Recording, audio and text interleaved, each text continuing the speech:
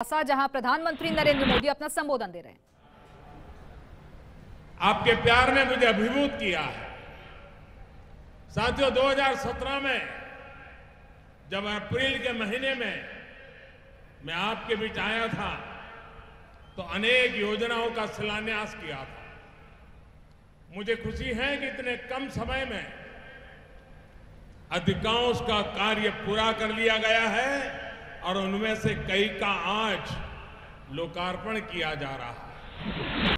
आज जब एक बार फिर आपके बीच हूं तो यहां 1400 करोड़ रुपए से अधिक के प्रोजेक्ट का लोकार्पण और शिलान्यास किया गया।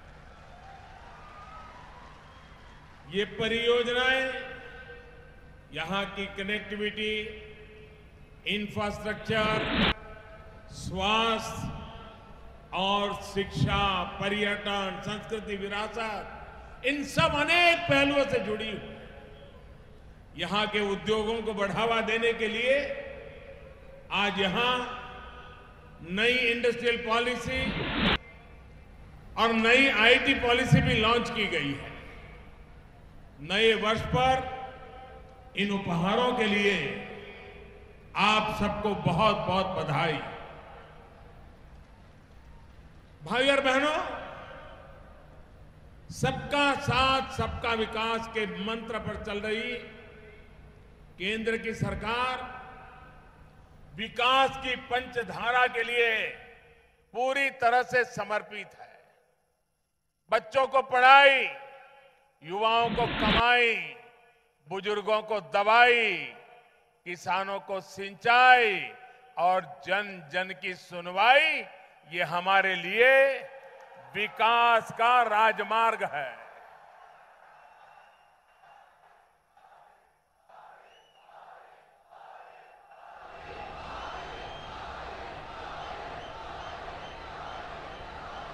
मुझे देखकर भी खुशी होती है कि पिछले 5 वर्षों में दमन, दीव और दादरा नगर हवेली का विकास नई ऊंचाई पर पहुंचा है।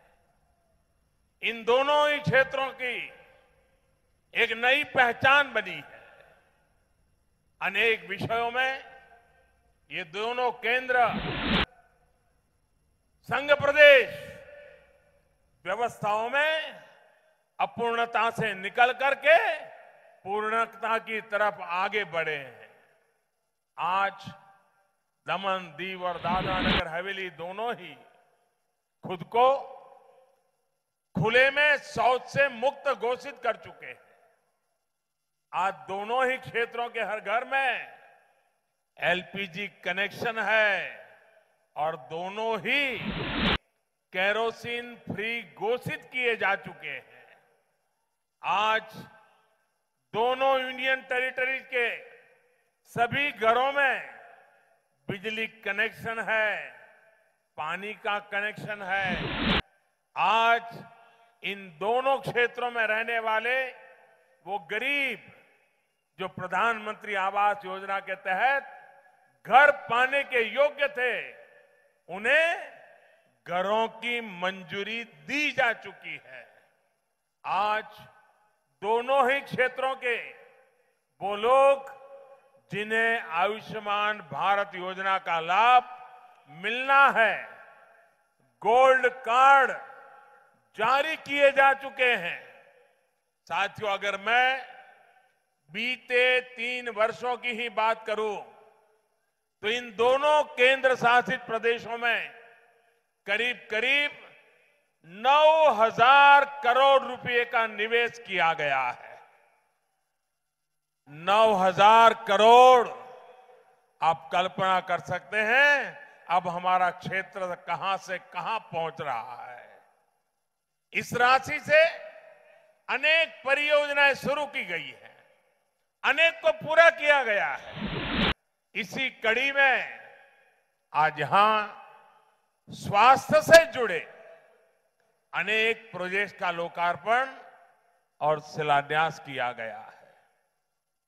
आपकी एक बहुत पुरानी मांग भी पूरी हुई है। दादरा नगर हवेली, दमन और दीव को आजादी के इतने दशकों के बाद अपना पहला मेडिकल कॉलेज मिला। आज तक दोनों केंद्र शासित राज्यों को साल में सिर्फ 15 सीटें ही अलग अलग जगहों पर मिलती थी। अब इस प्रयास से 150 सीटें एक ही जगह पर इस नई मेडिकल कॉलेज में प्रारंभ हो रहा है। इसका मतलब यह नहीं कि आगे चल करके 150 पे ही रुकेगा। जैसे काम बढ़ेगा, स्टूडेंट की संख्या भी बढ़ेगी। भाइयों और बहनों, कोशिश ये भी हो रही है कि बिना समय गंवाए एक वैकल्पिक बिल्डिंग से इसी वर्ष से ही मेडिकल कॉलेज शुरू किया जा सके। मुझे भी बताया गया है कि मेडिकल एजुकेशन को बढ़ावा देने के लिए सिलवासा में पैरा मेडिकल की करीब 250 और दमन में नर्सिंग की 50 सीटों की भी व्यवस्था की गई है।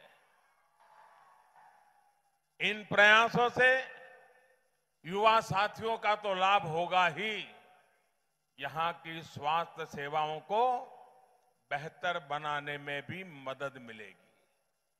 साथियों, 200 करोड़ रुपए की लागत से बनने वाले इस कॉलेज के अलावा हेल्थ एवं वेलनेस सेंटर्स का जो नेटवर्क यहां बनाया जा रहा है, उससे सामान्य बीमारियों का उत्तम इलाज भी घर के पास ही संभव हो पाएगा। आयुष्मान भारत योजना के तहत बन रहे दर्जनों ऐसे हेल्थ एंड वेलनेस सेंटर्स का भी लोकार्पण यहां किया गया है।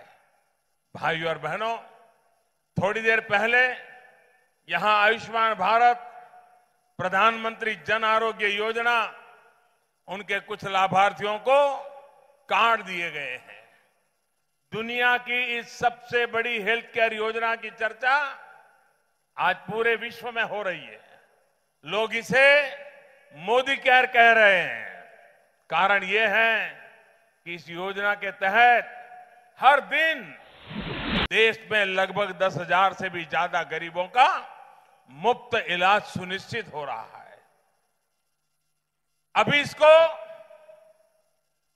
100 दिन से थोड़ा ऊपर ही समय हुआ है।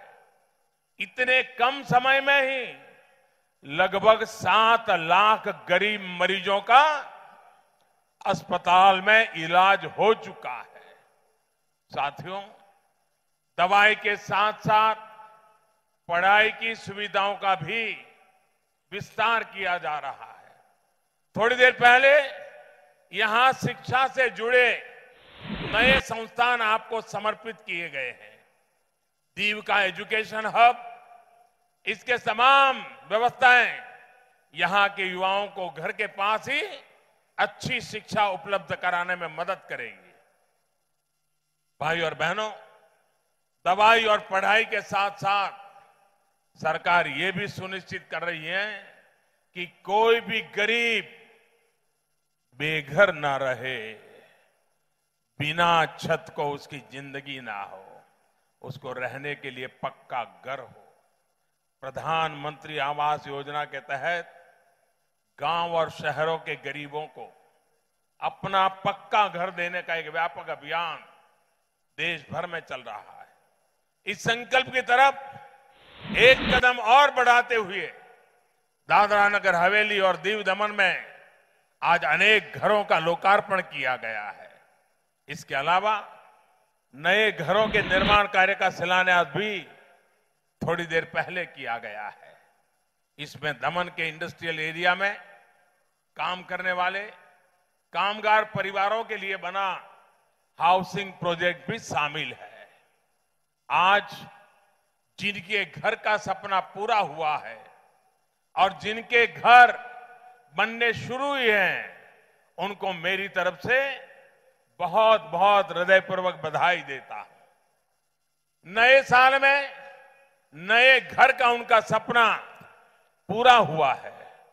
साथियों, बीते 4.5 वर्षों में दादरा नगर हवेली जैसे छोटे से क्षेत्र में 1000 से अधिक शहरी गरीब आवास के लिए काम किया गया है, बनाए जा चुके हैं। बीते 4.5 वर्षों से जिस कमिटमेंट के साथ, जिस स्पीड और स्केल पर गरीबों के घर बनाने का काम चल रहा है वो अभूतपूर्व है। पहले की सरकार जहां अपने 5 साल में सिर्फ 25 लाख घर बनवा सकी थी, वहीं हमारी सरकार अब 5 साल में 1,25,00,000 से अधिक घरों का निर्माण पूरा कर चुकी है। कहां 5 साल में 25 लाख और कहां 5 साल में 1,25,00,000 से भी ज्यादा। भाइयों और बहनों, ये भी सिर्फ 4 दीवारियों ही नहीं, इसमें सौभाग्य योजना के तहत बिजली का मुफ्त कनेक्शन भी मिलता है, टॉयलेट भी होता है, किचन में उज्ज्वला योजना के अंतर्गत मुफ्त एलपीजी गैस कनेक्शन भी दिया जाता है। दादरा नगर हवेली की बात करूं तो यहां 13,000 बहनों को मुफ्त गैस कनेक्शन दिए जा चुके हैं। इस प्रकार की तमाम सुविधाएं गरीब के आत्मविश्वास को बढ़ाने में सहायक सिद्ध हो रही है। साथियों, सामान्य मानव का जीवन सरल और सुगम हो, इसके लिए देश के स्मार्ट व्यवस्थाओं का निर्माण हो रहा है।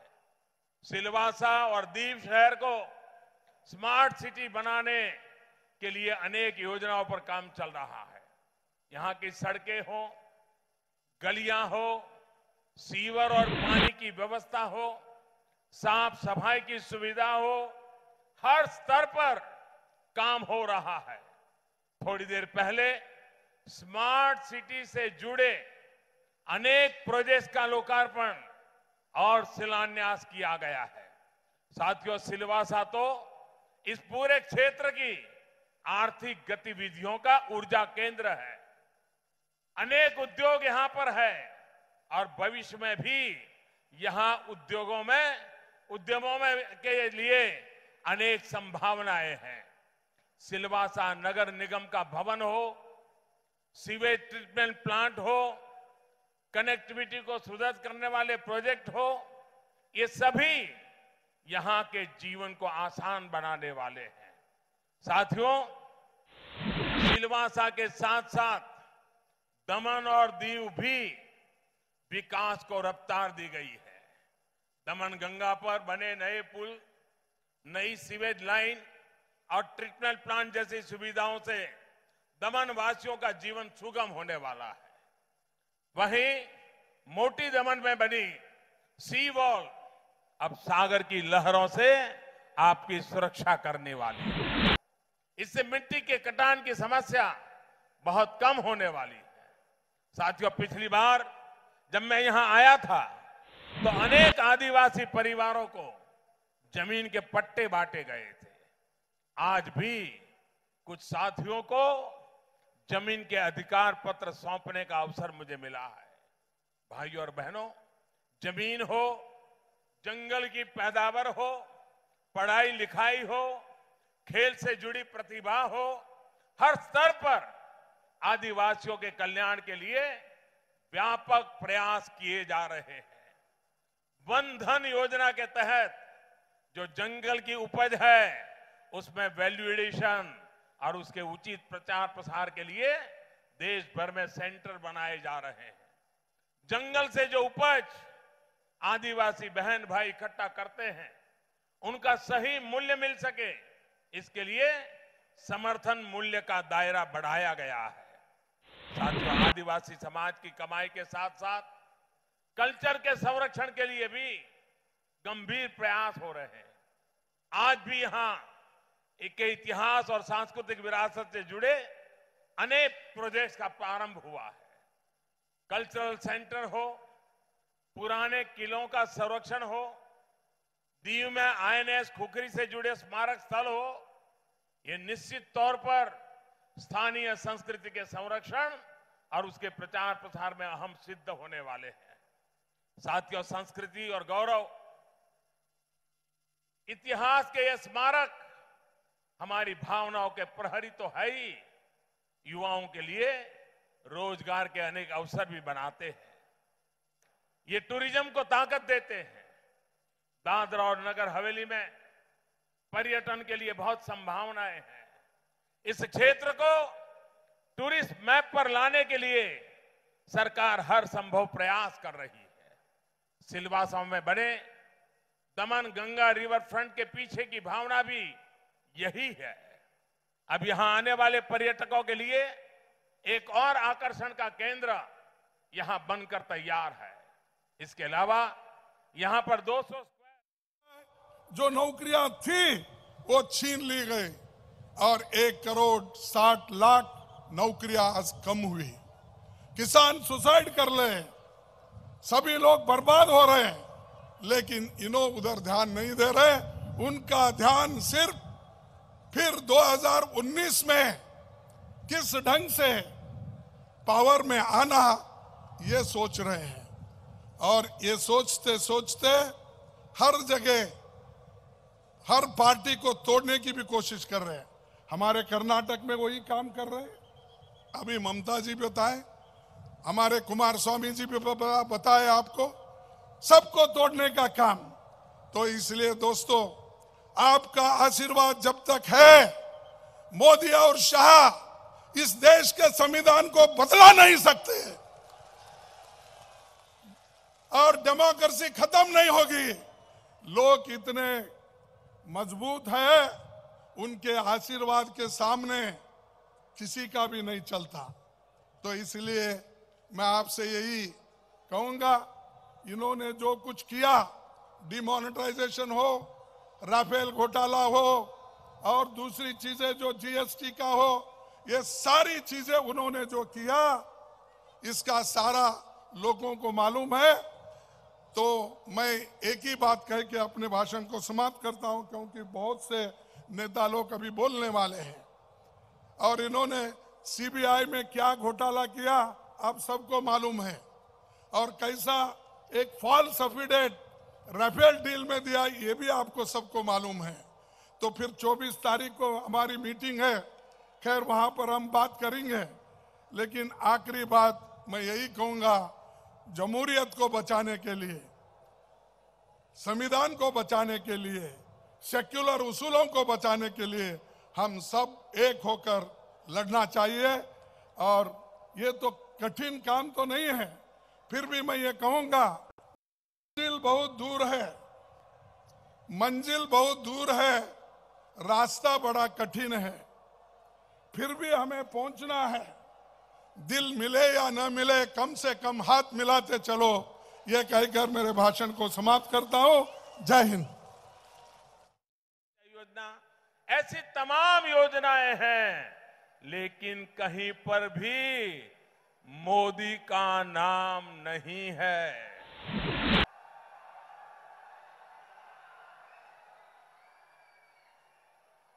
ये दिखाता है कि हमारी नीयत जनता के विकास की है, परिवार के विकास की हमारी न संस्कृति है न हमारा इरादा है।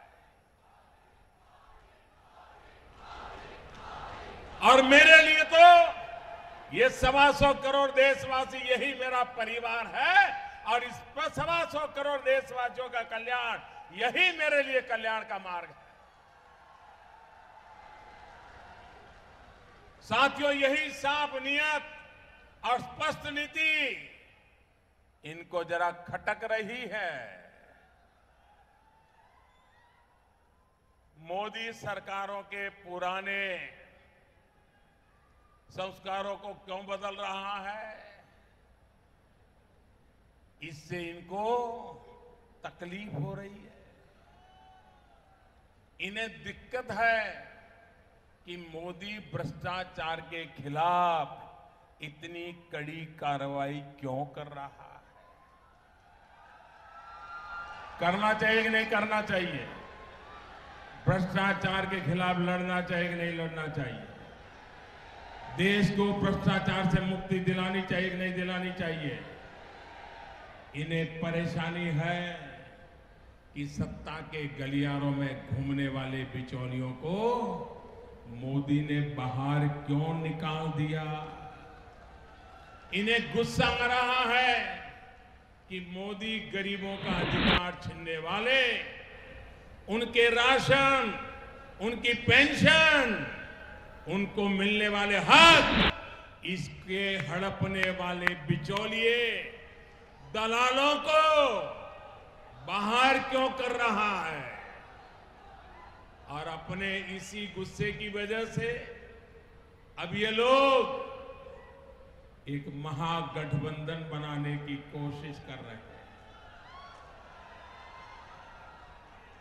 हालत ये है कि जो पहले कांग्रेस को पानी पी पी कर कोसते थे, वो भी एक मंच पर आ गए हैं।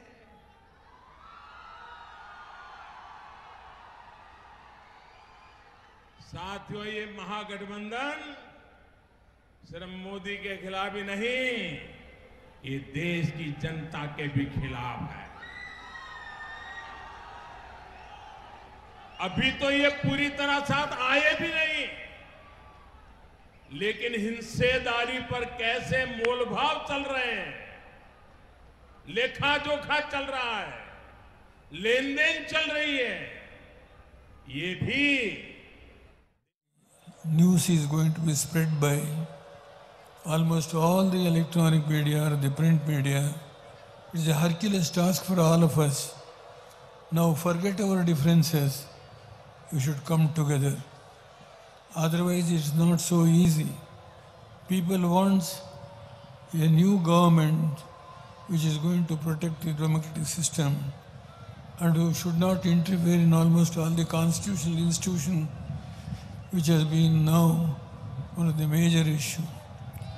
I would like to quote 3 issues in my little experience. One is the young leader who has recently shared the sheets in Uttar Pradesh. The next day, after the seats were shared, Akhilesh Yadav was on flimsy grounds. A charge sheet was filed against Akhilesh Yadav. This clearly shows how they are going to victimize the leaders of the other political parties. The other one of the major issue concern about me, using all these machineries, they are going to create a fear atmosphere. Now I appeal to all the senior leaders, come together, at least a small group of experts, to prepare our manifesto, to prepare how best we are going to govern. The people are ready to support the new गठबंधन बना ले। अपने कर्मों से ये नहीं भाग सकते। उनके कुकर्म डगर डगर पर उनका पीछा कर रहे हैं, वो बच नहीं सकते। सिर्फ मोदी का विरोध इनकी स्वार्थ की राजनीति को अखबारों में जगह दे देगा, मीडिया में चमकते रहेंगे, लेकिन देश की जनता के दिलों में देश को तबाह करने वाले लोग कभी भी जगह नहीं बना पाएंगे। भाइयों बहनों, आपको शायद पता नहीं है, जो लोग जनता से उखड़ जाते हैं, जनता जब उनका मिजाज बदल देती है, जब उनके पैरों की जमीन खिसकने लगती है, तो आकुल व्याकुल हो जाते हैं। अभी कलकत्ते में आप देखिए, पश्चिम बंगाल में भारतीय जनता पार्टी का सिर्फ एक एमएलए है। एक, कितने? एक। लेकिन वहां बीजेपी से बचने के लिए पूरे हिंदुस्तान के सारे लोग इकट्ठे हो गए हैं। एक एमएलए वाली पार्टी उसके नींद हराम करके रख दी है, क्योंकि ये सत्य के मार्ग पर चलने वाले हम लोग हैं। एक एमएलए होने के बावजूद भी हिंदुस्तान का सारी जमात वहां इकट्ठे होकर के बचाओ बचाओ बचाओ इसके नारे लगा रही है।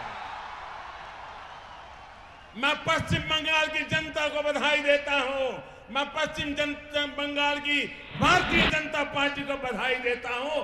एक अकेले एमएलए ने, इतनी छोटी सी पार्टी ने गलत काम करने वालों की नींद हराम कर दी है। उनकी जमीन खिसक रही है, डर के मारे इकट्ठे हो रहे हैं। भाइयों बहनों, ये लोग तानाशाह इतना ही नहीं, पश्चिम बंगाल हो, केरल हो, डगर डगर पर जुल्मशाही है। जिस पश्चिम बंगाल में पॉलिटिकल पार्टी को उसका कार्यक्रम करने के लिए रोक लगा दी जाती हो, हर प्रकार की अलोकतांत्रिक प्रक्रियाएं की जाती हो, लोकतंत्र का गला घोंट दिया जाता हो, वे वहां इकट्ठे होकर के लोकतंत्र को बचाने के भाषण देते हैं।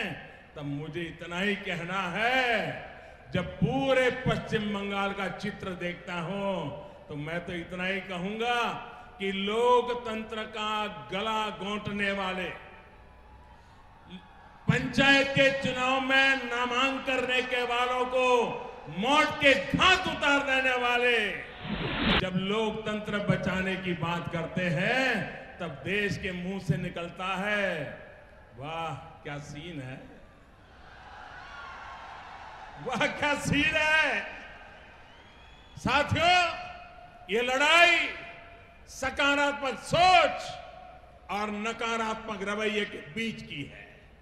ये लड़ाई विकास और भ्रष्टाचार के बीच की है। ये लड़ाई जनता और महागठबंधन के बीच की है।